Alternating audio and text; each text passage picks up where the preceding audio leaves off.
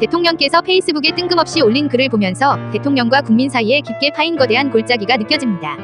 대통령님의 억울한 마음, 행간이 아니라 단어와 단어 사이에서 느껴집니다. 그렇더라도 대한민국의 대통령이 두 전직 대통령을 적폐청산이라는 이름으로 감옥에 가두고 있는 문 대통령이 할 소리는 아닙니다.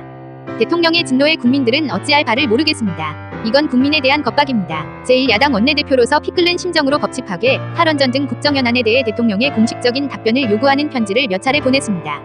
묵묵부답이었습니다. 여당이 임대차 3법을 비롯한 법안을 마구잡이로 처리할 때 긴급하게 대통령 면담을 원했지만 청와대의 공식적인 답은 진정성이 느껴지지 않는다 였습니다.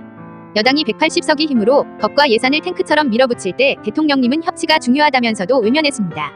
그런 분이 존스럽게 퇴임 후 물러날 사저 때문에 첫 SNS를 띄우면서 발끈했습니다.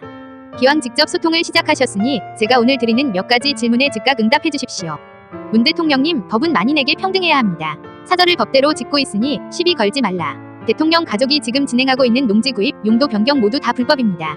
이런 일로 한 해에 수천 명이 처벌받고 있습니다. 여당 의석은 180석 가까이 되고 검찰, 법원, 헌법재판소, 언론 모두 장악하고 있으니 나의 불법은 닥치고 입 열지 말라는 것은 아니겠지요. 10여 년 영농했다면 비료비, 농약비, 종자비, 묘목비 같은 영농 관련 지출 내역 공개하십시오. 대통령의 사저의 경우 시설이 포함돼 마음대로 처분하지 못한다. 틀린 이야기입니다. 경호법상 전직 대통령에 대한 경우는 10년이면 끝납니다.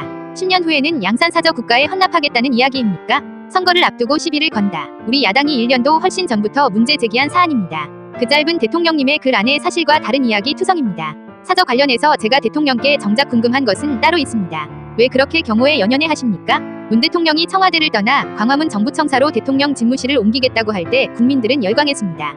그 약속 저버리면서 대통령은 아무런 해명이나 사과가 없었습니다. 청와대에서 그때 비공식적으로 흘러나온 이야기는 경호상의 어려움이었습니다. 노무현 대통령을 도와서 청와대에서 5년 내내 일했던 분이 경호 문제 검토도 없이 광화문 시대를 약속했습니까?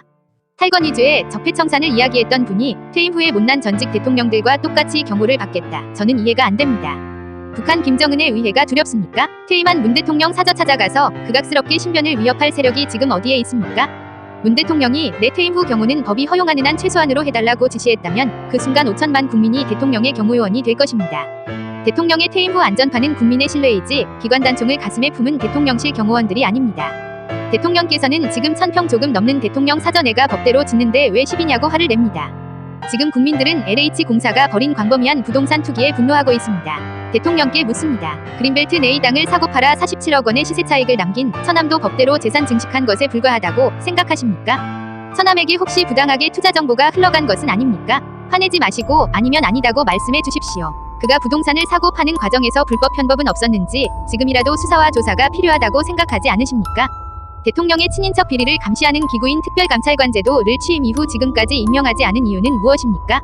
특별감찰관이 있었다면 천암의 의심적인 부동산 이익 취득에 관한 조사가 이루어지고 여기에 대한 대응이 있었지 않겠습니까?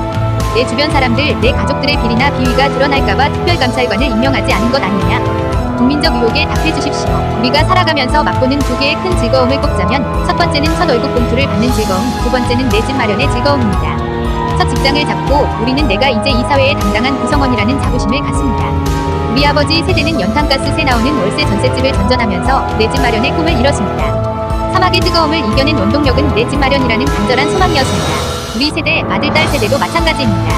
이 두 가지 기쁨을 얻는 과정이 올바르냐, 공정하냐에 대한 관심은 아들, 딸 세대가 더 강렬합니다. 문 대통령은 첫 월급의 기쁨을 누리기 위해 소득주도 성장을 제시했습니다. 내 집 마련의 꿈을 위해 강남 집값 폭등을 잡겠다는 방법론을 제시했습니다. 두 가지 해법 모두 실패했습니다.